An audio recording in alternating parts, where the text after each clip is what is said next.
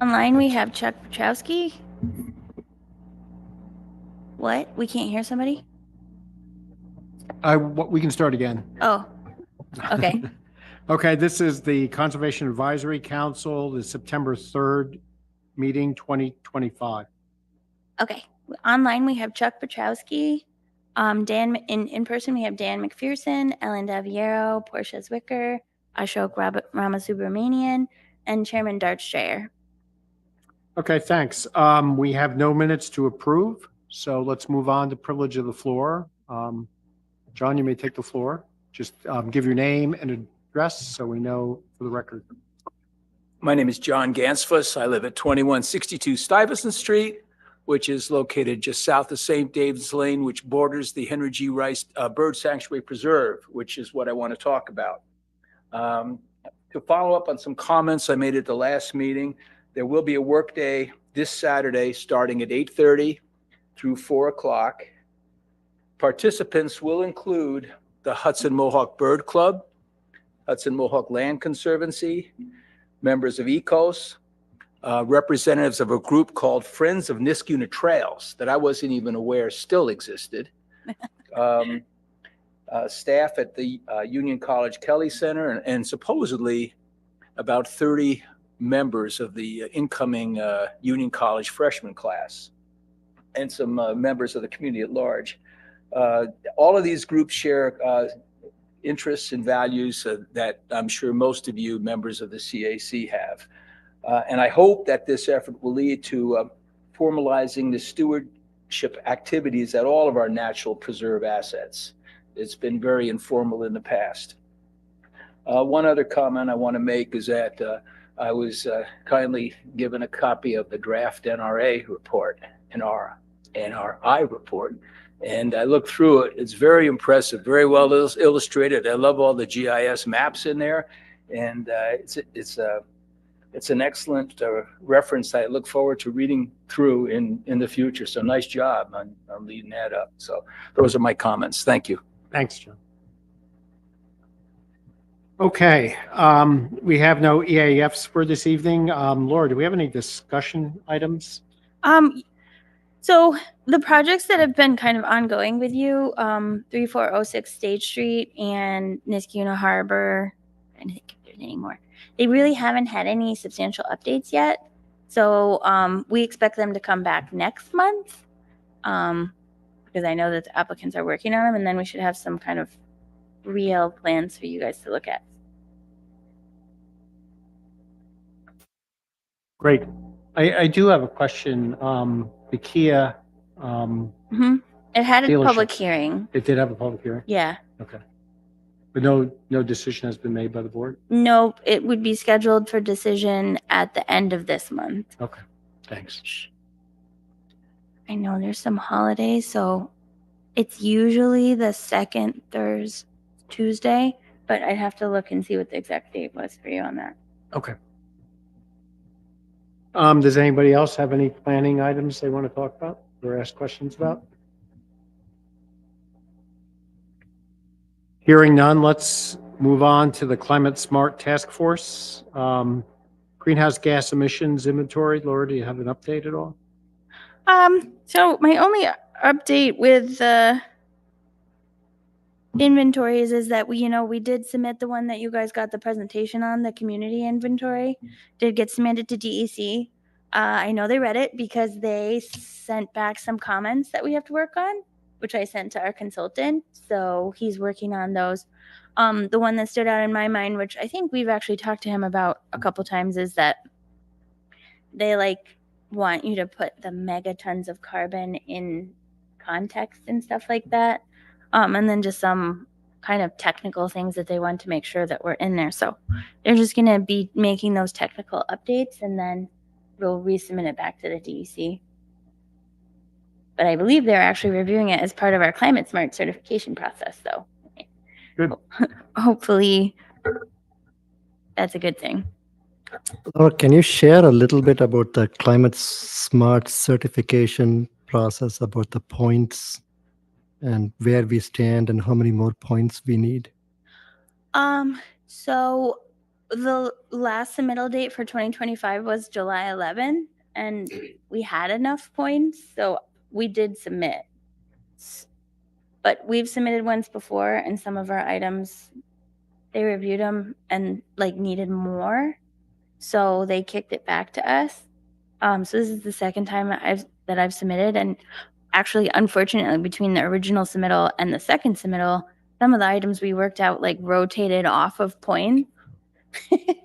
So some of the newer things we did, like getting the electric lawn mowing equipment for the highway, helped a lot.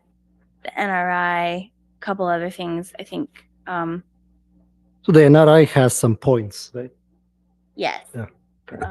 Actually, I'm not sure if I submitted for the NRI or not, but yes, the NRI actually has a lot of points. Okay. Portia did an item all on her own, really, the zero emission item. Yeah, the zero waste, which still carried forward. I think there were just a couple newer ones we had to do. Our website, I think, got us a fair amount of points. That Alan helps me keep up to date. So, Could you talk a little more about the zero waste? Mm-hmm. Oh, turn on your.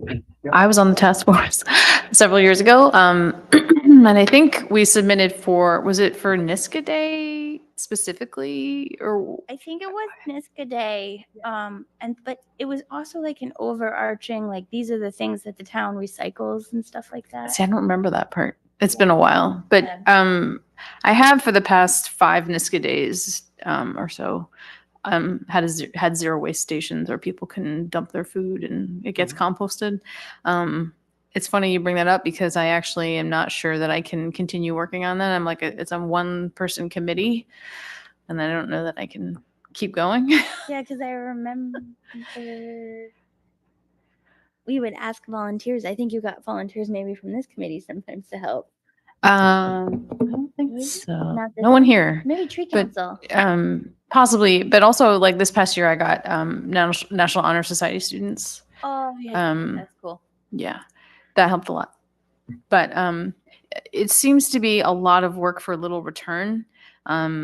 It's been hard to really maximize this effort because there are so many places people can throw out their waste and only so many places I can be and our bins can be and be staffed at the same time. So a lot of the food waste is still getting to the landfill. It's hard to get the word out. But also we've implemented it at Craig Elementary. So, and that's huge. And so all the kids at school, if the compost bins aren't out, they're like, what do I do with my food? So it's great. Which Wow. actually we could probably submit that. Yeah, School effort. that's still going. Yeah. That will continue. And I hope to expand it to other schools soon. Because didn't you get training on zero waste emission, zero waste? I mean, I've done various classes. So I'm a master composter through Cornell Extension. And I've taken like the Beyond Plastics class and things like that, but nothing that's really like called zero waste. I've volunteered a lot with Zero Waste Capital District, which is more Albany based. They're much more organized over in Albany for those kinds of activities, but yeah. Yeah, I have taken some zero waste classes in Albany. They're really interesting. But yeah, so some of the work that we did many years ago, we were able to submit. Some of it was rotated out, and then we had some new stuff that I submitted. So And Go ahead. go ahead. So you said, I'm sorry, Laura, but when do we find out if we, are certified? sure, I Okay. would expect it's got to be relatively soon Okay. because we submitted July 11th. So And then like certification puts us in a more advantageous position for future grant opportunities. one of the big parts of getting certified though was doing both the government greenhouse gas inventory and the community greenhouse gas inventory. We wouldn't have had enough points without both. Okay. But obviously our next step is the climate action plan, which puts both the inventories together. And then we work on ways that we can reduce emissions as a government. Although, just a reminder to everyone, we were an efficient government, maybe the most efficient one he'd ever seen. Six. Yeah, that's great. Yeah. Yeah. He said most governments are like 2% of their community emissions, and we were less than 1%. So, but that's probably a reflection of a lot of the work we've been doing over the last like 5 to 10 years. So, Excellent. So can I ask a question? So, do we include the compost station over at, the senior center? in our point submittal, Yeah, I might have. okay. Okay, I believe, I don't know if you guys can see it or not. If we get certified, you can see everything that we submitted. It all Okay. becomes public. Um, If we don't get certified again because they kick something back, then you kind of have to go through the website, and it has a lot of different places where you can submit points. So okay, I kind of have to go in there and see what's still counted and what we resubmitted and that kind of things. okay. So is there still a task force that's meeting regularly or? Yeah, it's us. Oh, is it So- us? Okay, because it wasn't when, No, I know. I So was- we had a hard time staffing the actual Climate Smart Community Task Force. So we combined the two boards. I okay, think- that's like Schenectady County too. Yeah, I think Chuck might have been the only one that was left on the Climate Smart Task Force. So we brought him over to the Conservation Advisory Council, and then we got you back. So And it helped out the CAC because we were short many members as well. and also the certification process requires that the Climate Smart meetings have minutes and be like, open and accessible and all those things. And it was just hard to do 2 sets of minutes. And also with the Climate Smart Task Force being so thin, the CAC was doing a lot of the work that the Climate Smart. So that's why we combined them.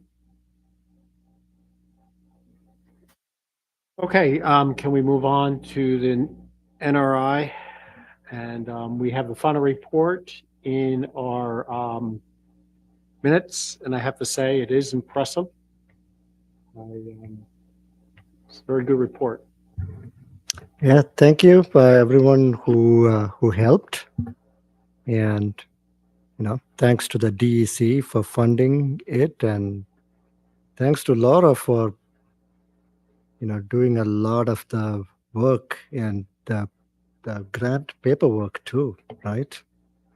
I didn't do very much of the NRI, but I did the grant paperwork. And Okay. actually, we were just told today that our middle check was accepted, our grant was approved, and essentially closed out with the final Okay. payment coming to us. So we did a good Excellent. job, and we've got to get like a gold star or brownie points for that or something, because I think it's the fastest we've ever executed a grant with the DEC.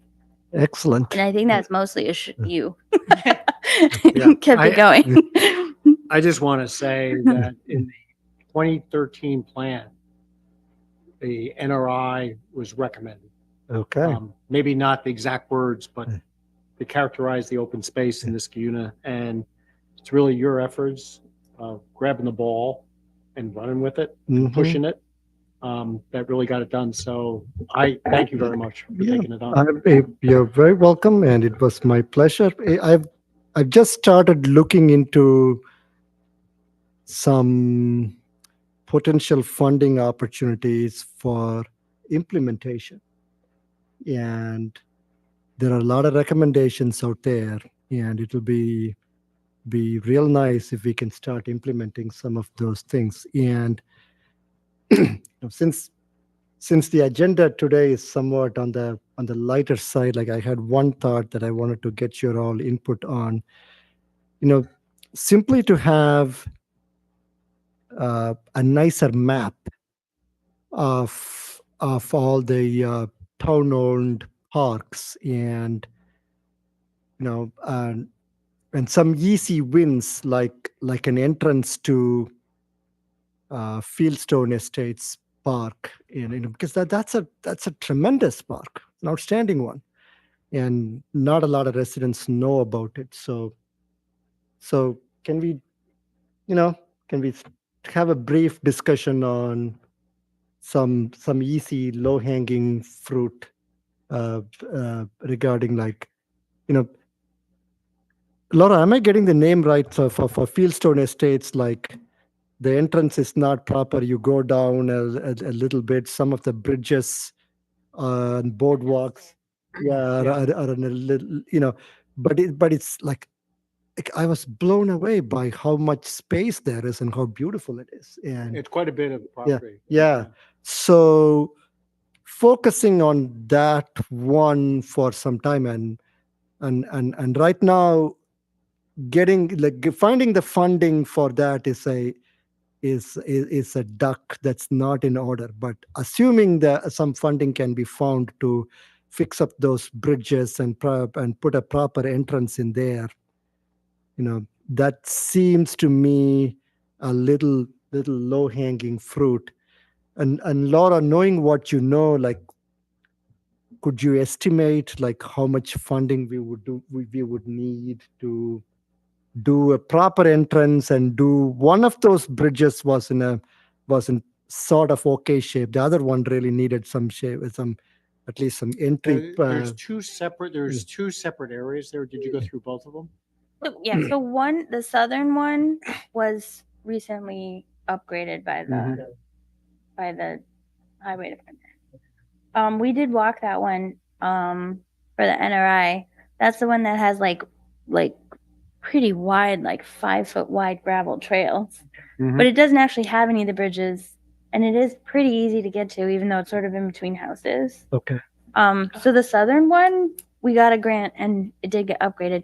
The northern one is the bigger one that doesn't have an entrance, and that has those bridges that are just, basically completely inaccessible. So where's the entrance? The one that's, The northern one? yeah, it's a street. The entrance, if you're on Fieldstone Drive Estate, Fieldstone Drive, like as you're going like kind of south towards Route 5, you're going past all the townhouses. The very last townhouse on the right, if you're going southbound, there's a parking lot. It often has a boat in it, which is probably owned by someone who lives in the area. But it's a relatively decent sized parking lot. Like I would say like 8 or 9 parking spaces probably. You park in that parking lot, there is a like small trail that gets you down this really steep hill to the bigger trail. That's the only way. Actually, there is a second entrance Right closer next, to the south. You walk through it, you're literally walking through someone's backyard. yeah, you can see like a wooden bridge kind of that's near someone's house. That is another way in, but there isn't really any parking there. A golf course. No, it's Fieldstone Drive. That's what I'm looking at. Near the Glen Eddy. but It's Hendon, south between of the Glen Taurus and yeah, you're getting really close to like Allendale, and it's actually pretty big because if you go by the corner of Stewart's I think there might be a backs map up over here. into that area too. So my suggestion would be to make a list of the small tasks that, the tasks that you would like to accomplish. If there are bridges, we still have the contacts from the Boy Scouts. So a lot of Eagle Scouts often make bridges and stairs for things. So they're about to start school. So that would be, there's an outdoors club as well in Niskayuna. I think they mostly do hiking, but maybe we could reach out there. I know that we had some park money. I don't know if all the park money has been used up. We got. I think that's what they used to do the southern, but I'm not an expert on that. Okay. All right. And then, Kind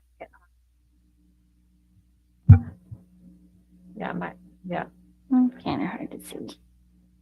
that would There is a nice map of it in the NRI. Well, actually, there's a bunch of them. And this is like the southern side that's been upgraded, and the northern side, there's a little parking lot right here. Right there is the parking lot. So this is very, very steep hill. But then the trail just kind of goes along here, and And then then there's it that really big opens up parcel, into yeah. this big area, and there's like a loop down in here, and it's very pretty. Oh, I think you can see the loop. It's actually right here. And the parking lot, and correct me if I'm wrong, like it doesn't have signage right now, right? It's just like Yeah, it's I just a don't. parking lot. You know, my Girl Scouts did an evaluation of it because they were thinking of doing like a take action project there. Okay. It does not have a trailhead. I don't even know that it has trail markers. Like, I'll Okay. have to go and look and see. But yeah, I mean, I think my troop wants to do at least something there too. At one time, the trails were marked. When that development first went in, it was a lot clearer. Because I went in there a couple times when the parks were first put in. But I went in a couple of years ago and it was terrible. It's really hard to find anything. So between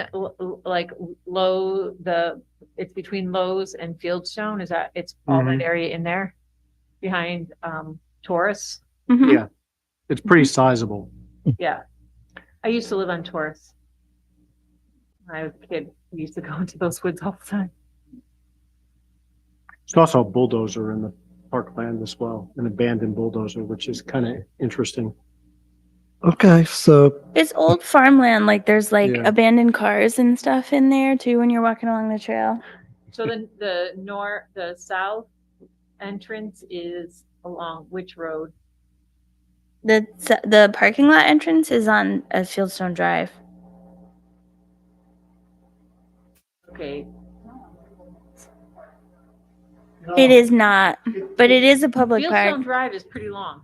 it's pretty. It's It's closer to Console. It's when you Okay. first go in. Okay, all right. it's one of Niskayuna's, like it's not something that's well known to the public.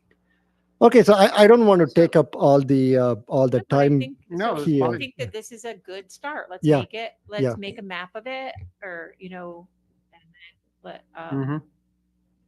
And the Friends of Niskayuna Trails, I know the people in that group. I can talk to them. I can start poking around for some small funding opportunities, perhaps with the community foundation that we can exploit and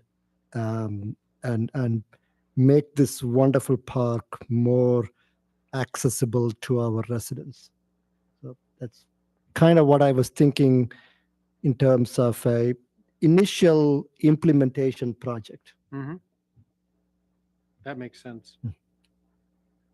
Yeah, I was just trying to find the,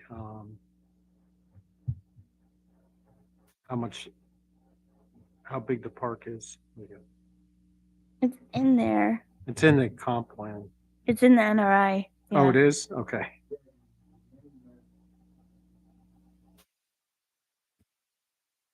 He also did an assessment in it as well.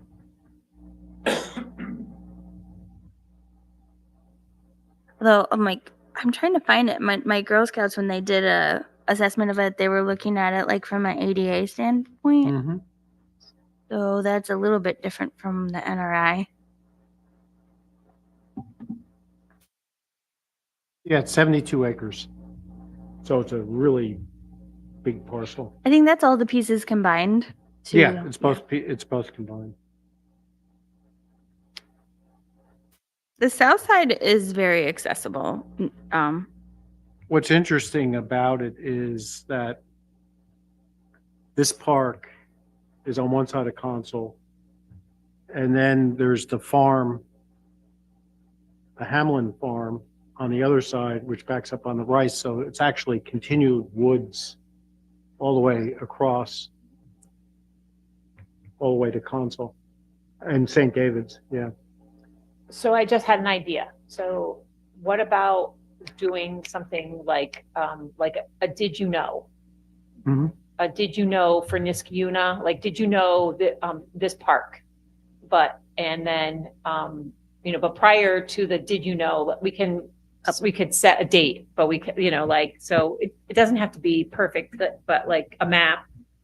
And then if you have the one entrance that is currently done, you have an entrance in, And then you could lead a walk. Maybe this would be something that we could connect the Niskayuna high schoolers to, and see if their outdoor club would be interested in doing that. And then maybe have them like, I know there's got to be like a mapping class, like a geotech. My husband is a geotech. So, but anyways, so that's my idea. Like, Mhm. you know, and then maybe even like lead a walk similar to the NRI walks. You're not going to get a lot of people, but you'll get more people than you had before. And then we could try to combine it with other groups. Like, I know there's people that take care of the Leisha Kill, so, you know, and I know there's people at the bird, you know, that are over there. So just, and, you know, Well, I think people don't know about the park.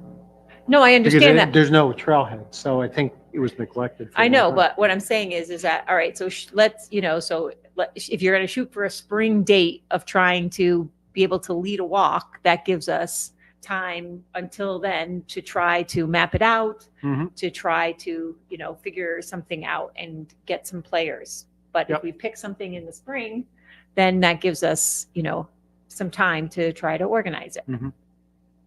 So. The other one that's my actually thoughts. really interesting too, which I don't think is used that much, is the Elijah Kill South side. Mhm. I think I the don't know if nature, people have been in the there. Nature Conservancy is working on that one though. Yeah, you can access it through Route 7. Go along the Elijah Kill. There's some really beautiful access right down to the Elijah Kill, and there's an awful lot of land back in there. Some of it is a parkland, but there's also a lot of privately held land back there. It's kind of interesting. Yeah, but even when you get beyond the that, it subdivision. expands out. Is that he was supposed to Yep. put a line and then there were supposed to be some parking spaces. Yep. I don't know if there's a sign, but, There's not a sign, but he did put the line in and he Yeah. did put the parking. okay, so spaces maybe in. we could just add, I mean, that's an easy lift is a Mhm. sign for that. So Mhm. we could put that on our list, a sign for the south side of the Leisha Kill. Yeah, that one is Probably also some in trail here. markers too, because it's kind of a weird, the entrance is not Well, I straightforward. mean, if So I it's the- think they're worried about putting trail markers and the sign up right now because you kind of have to jump over a stream right now to get to Yeah, the. you do. And mean- I think because the Nature Conservancy owns it, think they you just get gotta let worried that about go. like making people jump over a stream. Like I think they want to Well, build it's a not a bridge. big you can stream. put a sign, you could, no, Depends on they if can it's turn raining. back. That's the Yeah. whole point of it. It's nature. Yeah, No, not the Leisha Kill. So you're actually going at the Leisha Kill, not the Leisha Kill stream. You're actually going at the Leisha Kill in a totally different place. Like the Leisha Kill cross under Route 7, Yep. kind of near the vet, or the Holocaust Memorial. Like you're going down, like you know where the old Boulevard. Route 7 loop is. At the end of the old Route 7 loop, the road really goes down. That's because it's crossing the Leisha Kill or the Leisha. Yeah, and you can actually get. You can pull into the police like to sit there and catch people speeding, but you can pull into that. There's a little parking lot there, and then you can walk along the edge of the Leisha Kill stream and into the south side of the Leisha Kill Nature Preserve. No, No. because you'd have to actually cross the Leisha well, if you Kill, really want to cross River. Elijah Kill. you Yeah. could do it. which that's probably like 20 feet, 10, 20 feet across. Probably a summer thing rather Yeah, than a winter summer thing. thing. Ending. Yeah. That's also that south side of Leisha Kill is walked in the NRI. That's also Yeah. evaluated in here. Mhm. Yeah. And Jim actually made maps. So he has a trail map of Fieldstone Estates, and I'm pretty sure he has a trail map of the Leisha Kill in here too. He GPS what we walked, and then he made trail maps. And he marks where the bridges are. So maybe we should take that on, make the list, Bishop, and you can.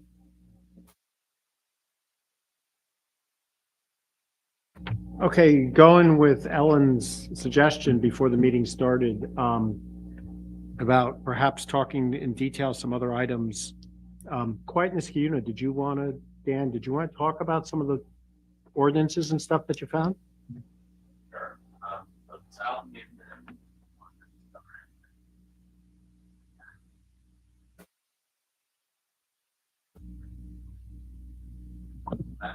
Oh, we can't hear, Dan. You need your microphone? Oh, turn your mic on, yeah. Yeah, Oh, thanks, thank you. Jeff. Sorry, Southampton was the municipality that started with a restriction, I think in like 2021. And then their residents actually pushed to have a full ban, which they implemented in May of 24. They're the first on Long Island, but I think there's others following suit. I found some in Connecticut too, which might be less relevant to New York, but Westchester County has like a Google worksheet tracking every municipality and when their bans are, and it's like the entire county has something. Long Island has a lot too. It seems like Westchester and Long Island are the ones that are really working on the bans. So what type of bands, just for the record? So some of them are like you can only use them for certain months.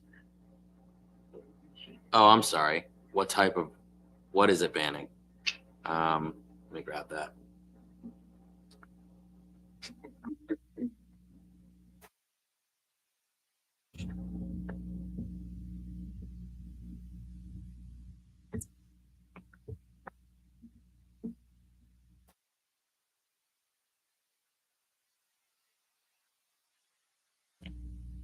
All right, so essentially, gasoline or diesel powered machinery. I think the actual wording, I'll find it.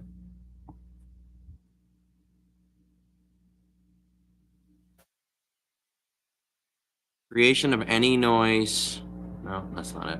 Bear with me. Sounds created by chainsaws, lawnmowers, or other motorized lawn and garden maintenance devices powered by gas or diesel. And then whatever restriction, right? Hours, months, they have various different ways of putting it. So does that carry over to snow blowers too? Doesn't mention those. I know I've said this before. My dad has an electric snowblower and he really likes it. And I met someone else who just went to an electric snowblower and really liked it. Some of them just say leaf blowers. Mm-hmm. So I mean, I originally was looking at the two-stroke, gas powered leaf blowers, and the also I think they have weed whackers that are two-stroke weed whackers. Those would be my primary ones that I would like to see.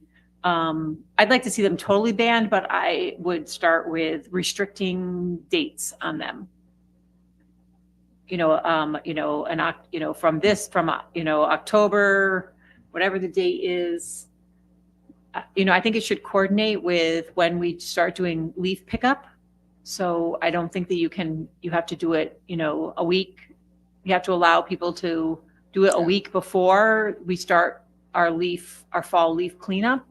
And then fall leaf cleanup goes into December, depending on the snowfall. So I think that you would have to have it end when the fall leaf cleanup ends. I think that's a fair time period. That would be my suggestion. Mm-hmm. And I'd be happy to work on language with you if you wanted to set something up to get it for next month or something. So you would essentially want those devices banned like 10 months out of the year. Everything but roughly October 1st through early December. That's Yeah, my whatever makes that's- sense, right? That's my Yeah. suggestion, Yeah. but this is, you guys can, And everyone only the should, gas, right? only gas. You can use electric. Mhm. But I'm only one person, so everyone else can speak up. So Laura, themselves. let's say we have something written that we like, that we support. Mhm. What's the next step?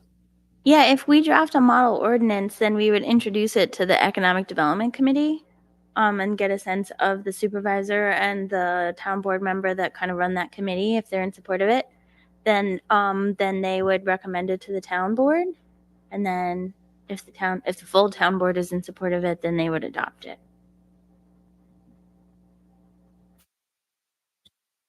I'm trying to think of an example. We definitely have forwarded them codes and things to them before. Yeah, we have. Well, we've done resolutions, multiple ones. I'm trying to think though. I mean, I think the CAC actually helped a lot with the historic preservation Yeah. code that got forwarded to the town board. But we could write, it could be via resolution, or it probably would end up having to be a local law that modified the actual code of the town of Niskayuna. I haven't actually looked at the mechanisms that Westchester uses, but they're probably actually code amendments. They are. Yeah. It's good to borrow and team with other municipalities because they've gone through the process. So, I mean, we have a noise ordinance. My guess is that it's probably usually added into a noise chapter. I found ours We- yeah. actually when I'm looking. So ours restricts above 70 decibels, which is definitely the leaf blower range goes way above that, between 7 a.m. and 9 p.m. and then 60 between 9 and 7 a.m.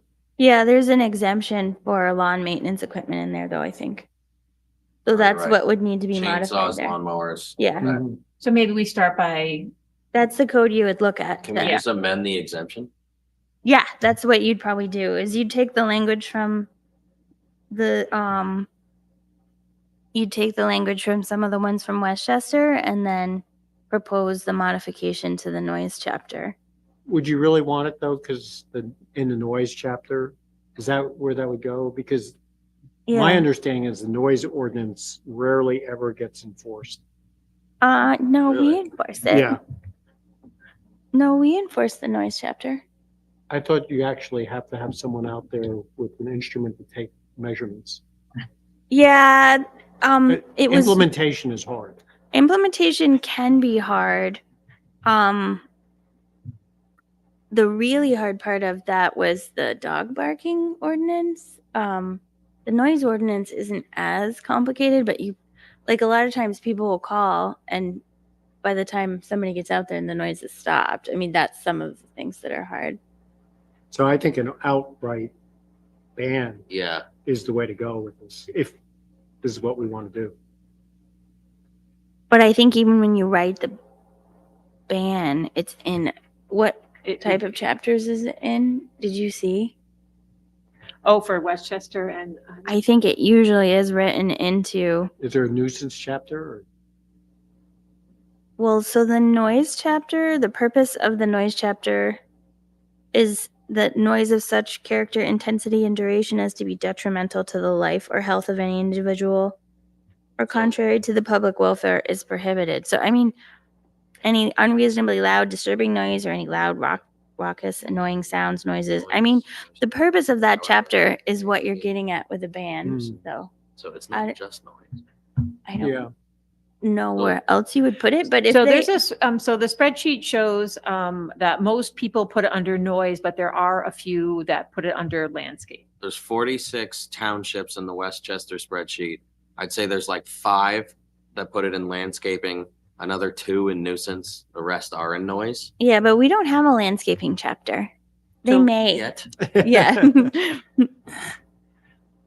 I think I would prefer to go with a chapter that we already have, but anyways, really, I just want to start it So because you can't move forward if you don't start. I'll start something and send it to you. I mean, this doesn't have to be pages and pages. It's a short thing. So I know the initiative is called Quiet Niskayuna. So is this solely just about noise, or is it also about emissions? About emissions and noise. Right. Quiet Niskayuna is like a subgroup that was separate from this.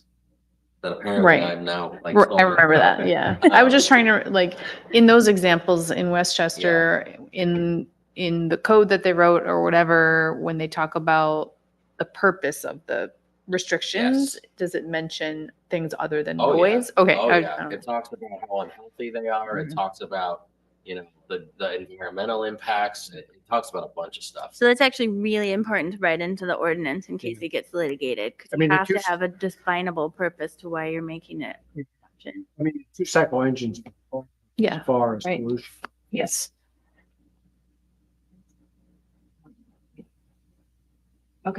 I'll get you something by next meeting. For sure. So you were just reading our noise ordinance Purpose and of our noise. it was like nothing is allowed that is like detrimental to the health of what was it? Life or health of any individual or contrary to the public Okay. welfare. There's something like that in a different section that is about air and you're breathing air. I don't think we have an air code. I think that's because it's regulated by the state. So a lot of that stuff is like preempted. Yeah. So I don't think we have a air Okay. Chester speaker. I'll double I was check. just thinking about the equivalent. There's the noise and then there's the air pollution. I mean, it isn't impossible to add a new chapter either. You definitely can. Oh, 100%. Chicken's got its own new I'll send chapter. it to you first. Your copy. Send it to everybody. Mm, There's links. It's like Okay, right there. Great. Laura, are you looking that up or? I'm just seeing if we have an air chapter, but I don't think we do. So under the ongoing initiatives, Yep. can I bring up a couple of things? Go ahead. Okay, so I have been doing the every Saturday. If anybody ever wants to join me, I'm doing the compost pilot program at the Niskayuna Farmers Market. So I have been I have like 25 customers who come at various intervals and bring their compost to me, and then I bring it over to the Schenectady. I weigh it, and then I bring it over to the Schenectady Urban Farms. I spoke with the supervisor about starting another compost drop in Niskayuna that's more centrally located. So that is sort of in the works. I'm going to go to the meeting for, I don't know, it's coming up. Greens. There's a meeting coming up. I don't know. I have it on my schedule.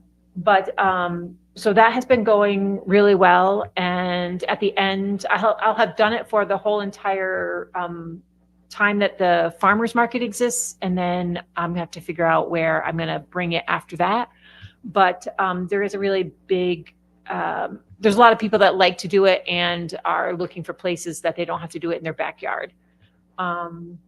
So that is what's going on there. Hopefully we can add that to our little climate smart stuff that we do.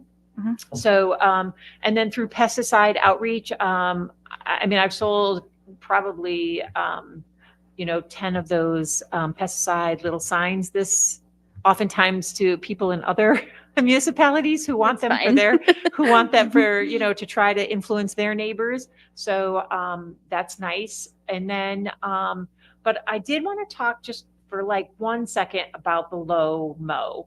So I ran into Roy, and this is something that we really need to work on next year. And is that even though we worked with Jeff and we got the path for the disc golf, that they waited so long to mow the path they waited till the lawn was what they thought was good and tall, I'm sure, to then mow for the disc golf. But in doing that, they disrupted and destroyed the habitat for the bobolinks. So Because they'd already moved in. because they had already moved in. So this is why Roy was so particular about the date and why it's so important that you have to mow before that date. Because if you mow before that date, they won't build there. Mm-hmm. They'll go to a safer area, which is still within that path, which is still within that place. So we just, I haven't spoken to anybody really about it, but we just have to coordinate a little bit better. So, So when he did the presentation that showed that the bobolinks and everybody was pretty happy there, that was after it was mowed though, right? Or was that before? so the mowing that occurred was, that destroyed them was in July. Oh, okay.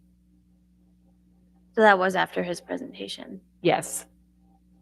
Cause he's been back since and they haven't, they're not there. Okay. So unfortunately. So, so yeah. So we'll just have to try to do better. That's all. Did he think the paths were mowed correctly? Not really sure. Roy, was concerned about the paths being mowed Oh, correctly. that was the other guy. So, I believe that, yes, I believe, when I spoke to the supervisor, she had not heard that they hadn't been. I'm not on the disc golf app. I did suggest for her to go on the disc golf app and look and see what the reviews are for the Niski golf. And that will, I mean, the Niski golf people will, or people that use disc golf in this area, they rate the things. So they'll be able to tell you. So, and then and I spoke to Roy and I just said, well, we just need to see if the disc golf is being maintained and we can maintain it, as part of Niskuna, then great. And if we can't, then maybe it's, yeah, we have to make either committed to do it or not to do it. So it's one or the other. So anyways, I think they can cohabitate. We just need to, be just a little bit more, preemptive. That's all. Okay, of the remaining ongoing initiatives, does anybody else have anything that they would like to report on or discuss?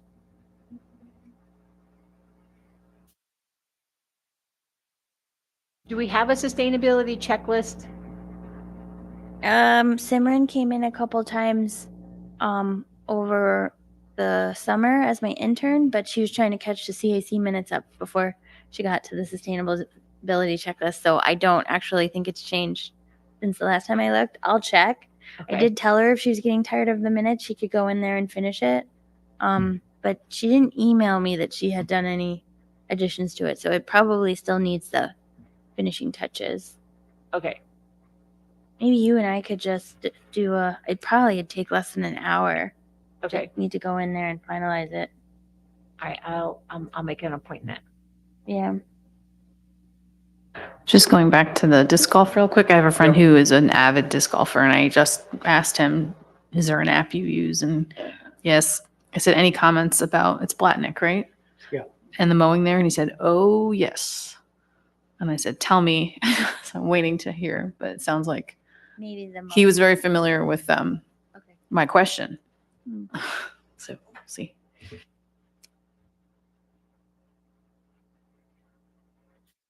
So I mean, I think what has helped is that Roy and yourself and some other members of the public have gone to the committee meetings for highway and really worked through them. I mean, the other thing we could do is, as a board, we could write a memo to the town board and say this is part of our low-mo initiative. I know that it doesn't work for planning to make comments on that. It's a different department. It doesn't go over well. So I think that we have to work on either attending the committee meetings or trying a memo or something. If, the timing, because I mean, maybe that was mentioned, but not like highlighted. So we'll have to like really highlight that, because I know that's even true of clearing. Like, I mean, at some point we should probably put in our code that subdivisors should only clear, on these dates, because they clear in the middle of the summer and they knock all the birds' nests out and everything. Like, if you're gonna clear it, actually, like for a little while when the northern long-eared bat, what they didn't know where it was or whatever, they had very specific windows for clearing that were actually beneficial to a lot of things. So, I mean, I'm sure clearing, mowing, they all have very, I mean, it's a range. It's not like 1 week in the whole year. It's usually like 3 or 4 weeks. So it's not like super restrictive, but definitely important. We'll just have to highlight that more thoroughly.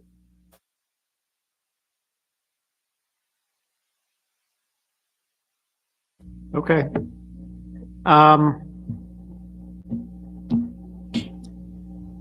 If we have nothing else to discuss for the evening, I would suggest that we adjourn. Does somebody want to second that?